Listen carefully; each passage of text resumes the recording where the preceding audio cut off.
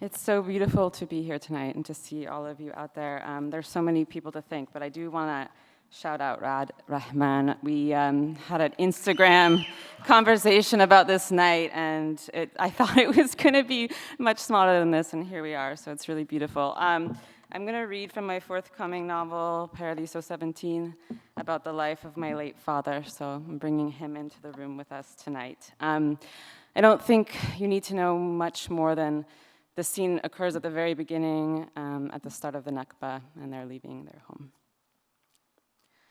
In Sufyan's memory, it was the very first day of Firas's life, that day in mid-April, on which all down the mountain, the hill that had belonged to generations of their family and extended family for centuries, they heard men banging on doors.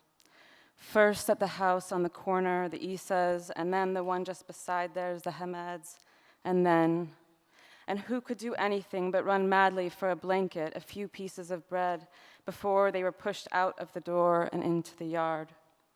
Sufyan looked at his mother, Firas in her arms attached to her breast. Her hijab had slipped, her head was bare, and there she stood in her own courtyard for the last time, cursing at the soldiers in Arabic. Where was his father? Sufyan almost believed he could loosen himself from the soldier's grip if he just wiggled around enough, except all that earned him was the butt of a rifle shoved into his back. Now Sufyan was on the ground and his mother was crying louder. He had never seen these people. He had never seen anything so mean. They were screaming in their language, saying his father's name over and over, Wain Abdul Jalil. One asked Sufyan, and when she shook her head, he spit in her face. Yalla, yalla, the men shouted in their accent, and now they were moving them out of the courtyard toward where? Somehow Sufyan was now in the road. They were all in the road, the entire family, looking back at their house, at its blue door. It had happened so fast. He would never remember how he was inside, then outside. There was so little time, or Sufyan didn't understand time. It was late in the afternoon suddenly. The sun splashed mournfully against the dim hills, and this was the last of it. His house was already behind him. Ween Baba, all the children demanded to know, and Sufyan yelled at them. Sufyan had never heard her so shrill. He believed that his father must be dead. Now they were moving, Sufyan holding the hands of his brother and sister, Firas wrapped in a blanket around his mother's chest.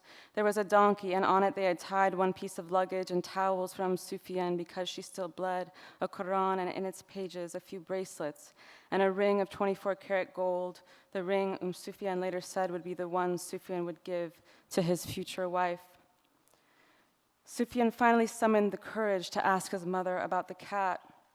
That cat will survive a week without us, she said. Like so many others, she believed they would return. Sufyan would later religiously mark the dusk, marvel at the colors of the end of daylight, and that fateful April evening, he watched it too, wrapping its hues around the hills of his city like a yearning refrain. It was back there, the place he was from, which he would never see again, Sept. This was it, Sufyan's defining moment in this one criminally brief life. It had already happened at 5 years old, no ado. Now it was behind him. Sept was already behind him. Most of us reach it later, older, that moment when we know who we are, why we are. Now I'm on a road that will end, he whispered. Thank you.